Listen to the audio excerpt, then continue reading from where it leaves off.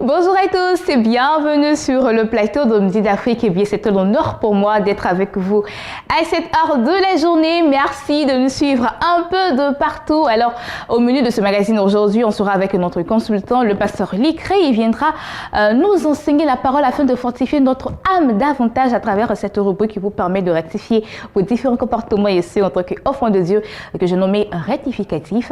Et pour finir, on sera avec Espace Annonce pour permettre à nos annonceurs d'annoncer leurs différents événements. Restons en très bonne compagnie de ce clip. À tout de suite avec notre consultant de ce jour, le pasteur Likré.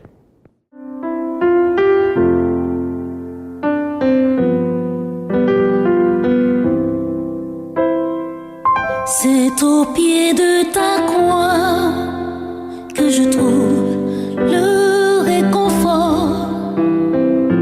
Je n'ai plus peur de rien quand je suis blotti dans tes bras.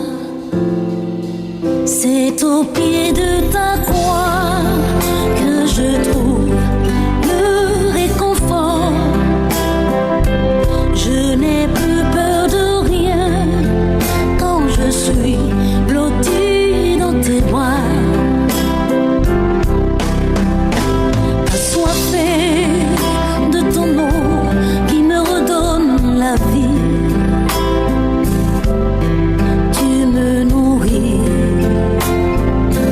Avec ton pain de vie, la douceur de ta voix, je ne m'en lasserai pas. Quand tu me parles, je t'entends et je crois. C'est au pied de ta croix que je trouve le réconfort. Je n'ai plus peur de rien quand je suis blotti dans tes bras. C'est au pied de ta croix que je trouve mon réconfort. Je n'ai plus peur de rien quand je suis blotti dans tes bras.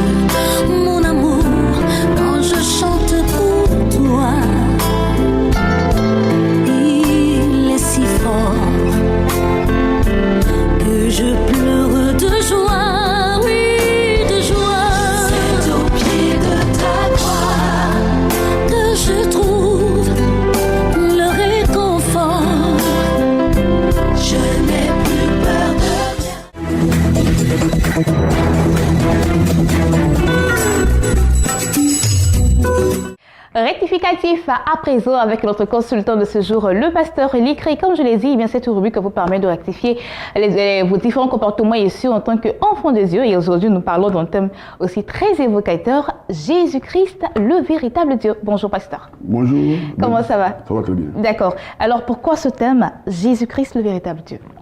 Bien, merci pour la question. Vous savez, Béni TV est une chaîne chrétienne très très sérieuse. Et notre objectif n'est pas de créer la confusion dans le public, les gens qui nous regardent, qui nous suivent et qui savent que nous sommes très sérieux. Voilà, donc il faut éviter la confusion. Alors, je dis que Jésus-Christ est le Dieu véritable parce qu'il y a des faux dieux. Quand on parle de véritable, c'est celui qui est vrai.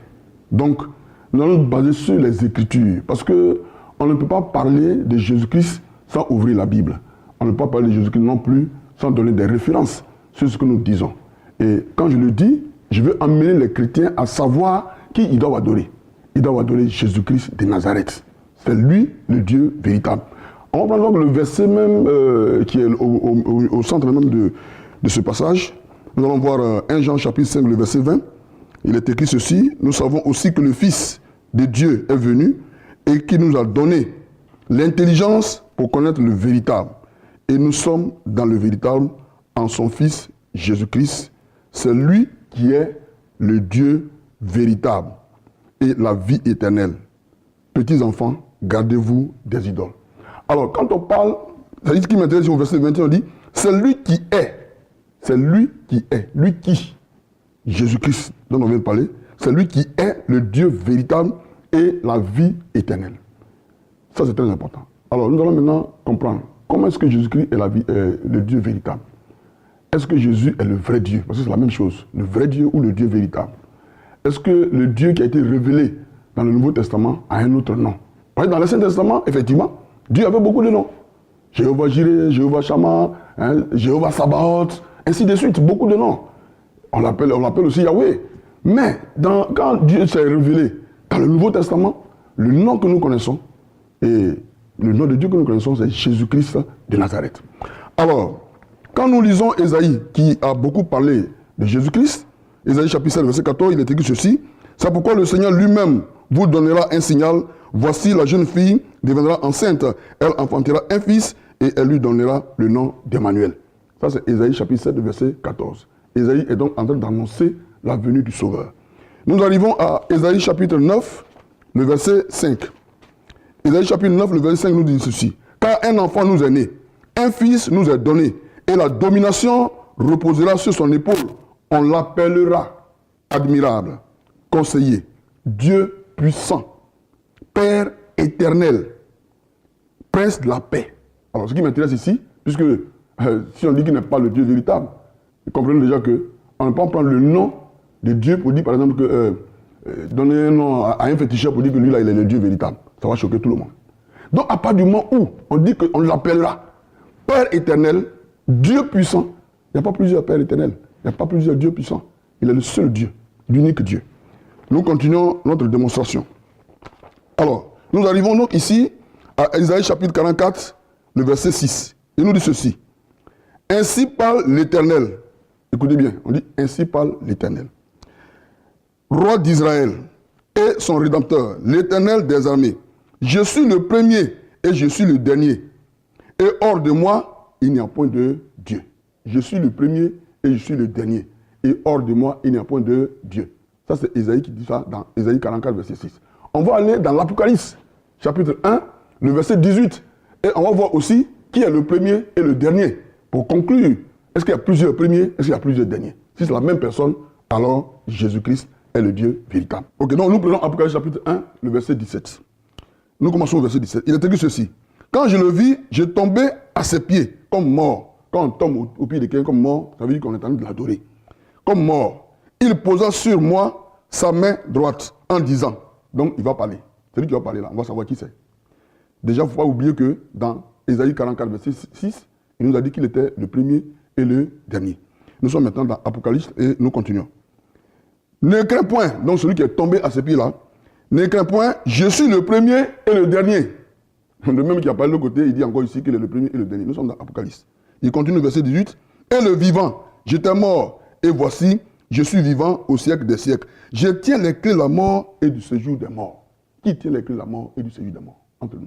Chrétiens que vous êtes, vous avez entendu cela. Qui tient les clés de la mort et du séjour des morts? C'est bien Jésus-Christ de Nazareth. Celui qui est mort à la croix de Golgotha. Il est descendu à l'enfer. Il a fait sortir tous ceux qui étaient morts dans le Seigneur. Et il les a transférés au ciel. C'est Jésus-Christ qui tient aujourd'hui les clés de David. C'est lui qui tient les clés de la mort et du séjour des morts. Alléluia. Pour dire qu'il a vécu la mort et il a vécu aussi le séjour des morts. Alléluia. Donc, quand nous voyons cela, nous comprenons très bien qu'il n'y a pas deux premiers, il n'y a pas deux derniers. Le même qui a dit que je suis le premier et le dernier, celui qui encore nous dit ici dans Apocalypse chapitre 1, verset 18, qu'il est le premier et il est également le dernier. Mais vous savez que dans la Bible, il faut aussi considérer plusieurs versions. Quand vous allez dans la version Semeur, vous allez voir que c'est écrit clairement que Jésus-Christ, c'est lui le Dieu véritable. C'est bien écrit Jésus-Christ, c'est lui le Dieu véritable. C'est-à-dire que là même, on t'explique ça clairement. Voilà, pour ne même pas que tu aies de confusion. Parce que peut-être que les gens ne comprennent pas qu'ici, c'est Jésus-Christ qui est le Dieu véritable. Il n'y a pas plusieurs dieux véritables. Il n'y a que Jésus-Christ seul. Il est le Dieu véritable. Et vous voyez, quand nous sommes dans Matthieu chapitre 2, quand on prend dans Matthieu chapitre 2, au verset 2, il est écrit ceci. Maintenant, qui les chrétiens doivent adorer? Je dis bien, c'est Jésus-Christ de Nazareth. C'est lui qui est notre Dieu, c'est lui que nous devons adorer. Même si, vous voyez, si les gens l'ont adoré, vous avez les mages l'ont adoré, c'est pas nous qui sommes chrétiens qui ne peuvent pas l'adorer. Là, il était encore bébé. Et voilà, Matthieu chapitre 2, verset 2 nous dit ceci, et dit, où est le roi des Juifs qui vient de naître? Car nous avons vu son étoile en Orient et nous sommes venus pour l'adorer. Ils sont venus pour adorer qui?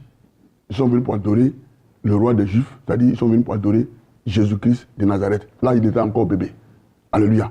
Donc, quand la Bible nous parle de Jésus-Christ et nous parle de ce Dieu véritable, dans le livre de 1 Jean chapitre 5, verset 20, les chrétiens doivent comprendre cela. Pourquoi? Parce qu'aujourd'hui, il y a beaucoup de dieux. Et c'est pour ça que le Seigneur, qui est un Dieu de sagesse, un Dieu de connaissance, en qui tout est regroupé, il a mis toute la plénitude de la divinité en Jésus-Christ. Et donc, les chrétiens doivent savoir faire la différence. Quand tout le monde dit Dieu, Dieu, là, ils doivent savoir de quel Dieu on parle. Est-ce que nous parlons du même Dieu? Je ne voulais pas citer des congrégations ici, je ne veux pas citer des confessions, mais vous savez très bien que beaucoup parlent de Dieu. Oh Dieu, oh Dieu. Mais quel est le nom de leur Dieu? Le nom de notre Dieu, notre Papa, notre Père, comme cela a été dit, c'est Jésus-Christ de Nazareth. Tout chrétien qui ne confesse pas Jésus comme étant son Père, comme étant le véritable, il est en dehors. Et ça, les gens doivent comprendre cela. C'est pour ça que Dieu a dit que ce Dieu-là, on doit le révéler. Et il est révélé, on doit connaître son nom. Parce que tout le monde parle de Dieu.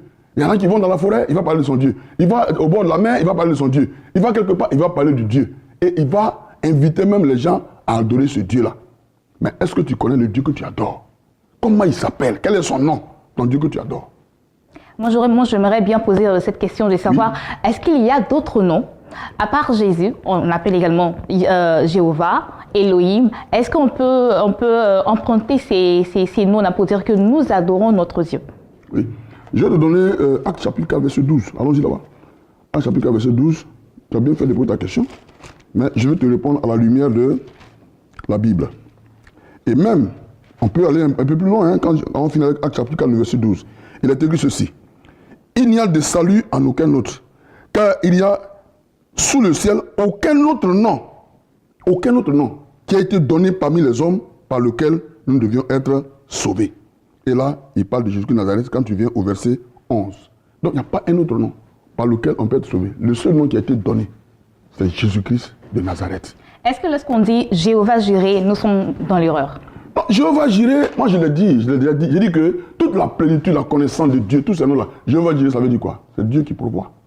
Mais Jésus-Christ, la Bible dit que nous avons pleinement tout en lui. Donc, tous les Jéhovah Jireh, Jéhovah Shammah, tout ce que vous pouvez connaître là, tout est regroupé en Jésus-Christ de Nazareth. Et une fois qu'on a connu Jésus-Christ de Nazareth, tous ces noms-là n'ont plus d'importance. Et c'est ce qu'il faut enseigner aux gens.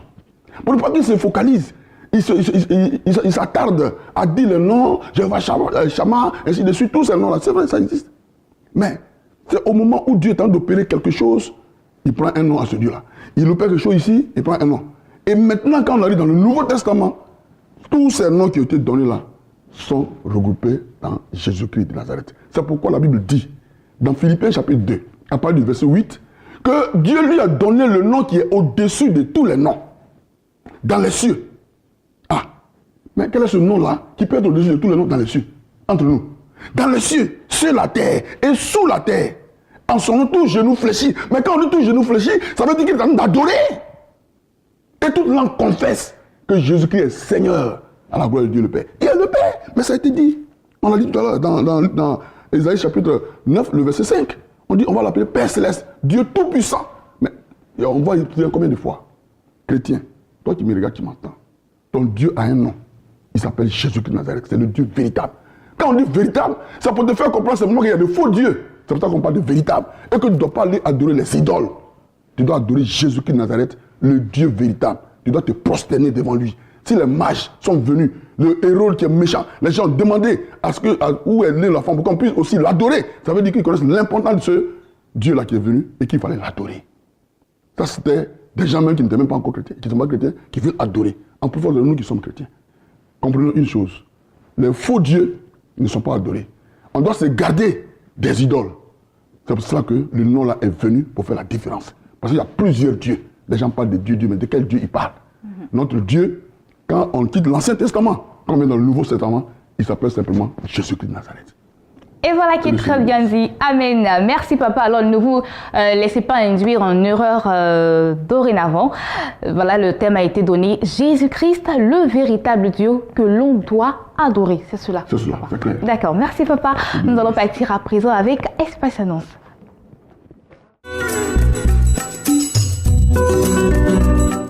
À présent, nous allons parler Israël avec le révérend Paul. Ouais, c'est parti. Vous avez tant désiré visiter Israël, la terre sainte, et marcher dans les pas de notre Seigneur Jésus-Christ. C'est encore possible avec Béni TV et King Voyage. Je suis là pour bénir tous ceux qui me suivent présentement et leur dire que les nouvelles sont très bonnes. Vous savez que nous tendons presque à la fin des inscriptions. Donc si je suis là, c'est pour dire à une personne qui me suit que tu peux encore t'inscrire pour te rendre en Israël, parce que quand on parle d'Israël, les gens n'ont pas compris la nécessité d'aller en Terre Sainte. Pour nous, aller en Terre Sainte, c'est entrer dans une dimension nouvelle. Israël, c'est un pays que Dieu s'est choisi. Dieu l'a promis à Abraham. Et pour ceux qui le savent bien, il y a plusieurs portes en Israël qui peuvent permettre à une personne de réussir ou de ne pas réussir. Le christianisme nous vient d'Israël. Et le Dieu d'Israël, le Dieu des Juifs que nous servons, est un Dieu qui authentifie ses actions et authentifie tout ce qu'il fait. Il laisse des traces pour que nous puissions booster la foi de ceux, jusqu'à preuve de contraire, qui doutent encore de cette réalité biblique-là. Donc, nous n'organisons pas pour nous du tourisme. Pour nous, c'est juste aller marcher dans les pas de Christ, permettre à une personne d'authentifier ce qu'il avait l'habitude de lire. Voilà, de lire, d'aller rendre sa foi, d'aller aiguiser sa foi et aussi enrichir sa connaissance.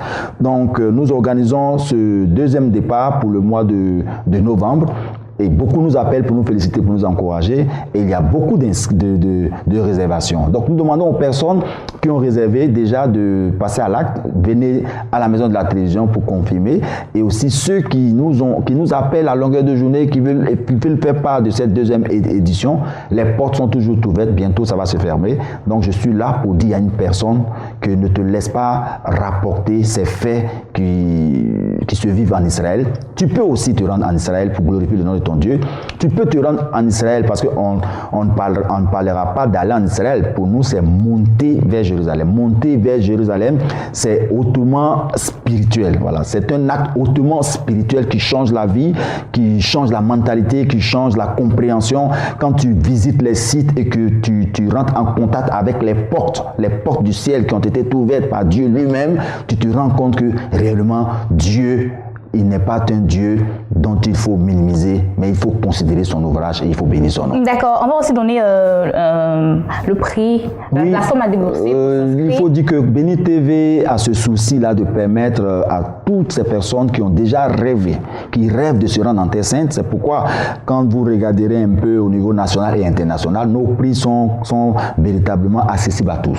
Et nous faisons la possibilité à tous ceux qui veulent partir. C'est pourquoi c'est 1 560 000 francs. Normalement, pour aller en Israël, on sait que c'est plus que cela, mais Dieu nous permet déjà, avec la grâce, puisque nous avons un fardeau de permettre au peuple de Dieu de se rendre en Israël, leur dit qu'avec 1 560 000 francs, ils peuvent se rendre en Israël. Passez d'abord pour la confirmation à hauteur de 100 000 francs pour déjà réserver votre place et vous permettre aussi de vous faire enregistrer, afin que nous puissions caler déjà pour certains les visas, les billets d'avion, les chambres d'hôtel, tout ce qu'il y a lieu de faire pour permettre à toutes ces personnes qui ont rêvé un jour de se rendre en Israël, de se rendre sans fournir d'efforts. Parce que quand vous apportez les 100 000 francs, nous nous chargeons de tout mettre en œuvre.